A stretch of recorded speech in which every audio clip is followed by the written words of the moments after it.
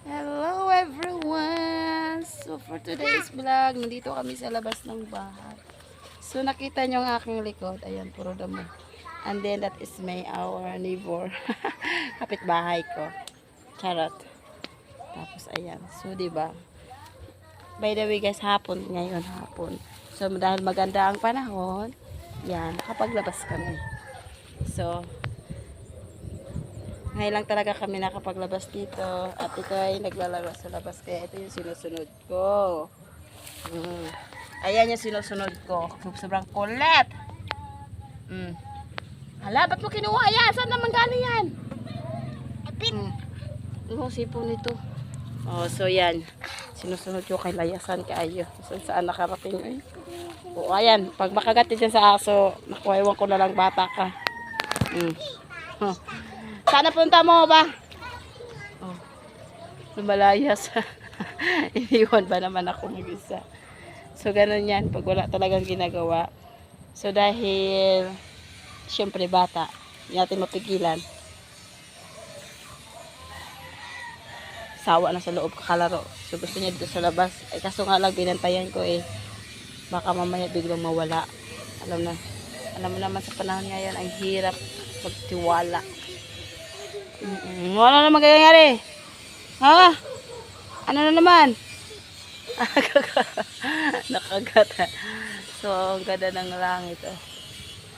Ayan, ang ganda ng tanawin namin. So, ikot.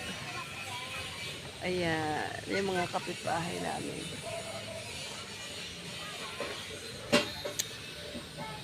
So, yung bahay ko. Hindi pa okay. Saka natin hindi pa okay pag may budget. Hay langgit, halika dito. Sinusunod ko talaga to kay baka makagat sa akin. Ha? Pag may anak ka na ganito kabibo, usog. Iwan ko na lang. Sundin mo talagang kalikutan nito. Hala ka na. Ayun. May aso. Sobrang likod kasi guys. Ayan o. Tara. Oo. Uwi na tayo. Hindi gabi. Hapon na kasi ngayon. Kumbaga papunta ng gabi. So, kinuha ko yung sapin kasi yung motor namin mainit kanina. So nilagyan ko na sapin para hindi siya gano mainitan. Mahirap na baka mamaya biglang magliyab na sa sobrang init ng panahon. Isipin nyo sobrang init kanina. Hindi ko alam kung ilang degree yun. Basta sobrang init. Kaya ang hirap. Diba? So, sarap ng hangin dito. Oo. First time ko magganito.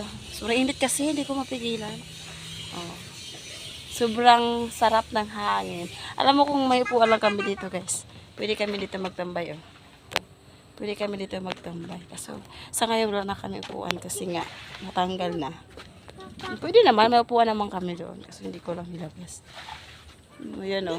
So, tingnan nyo guys, sobrang putik dito sa amin. Kaya minsan, sana pa nagdasal ko na sana magkaroon na itong kasada na maayos. Hindi na kami nga puputikan dito. So, okay lang. Sakit sa bewang. Sakit sa bewang eh. So, ayan o.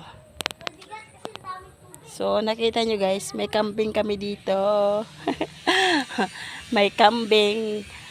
Di po yan sa amin, sa kapitbahay namin yan.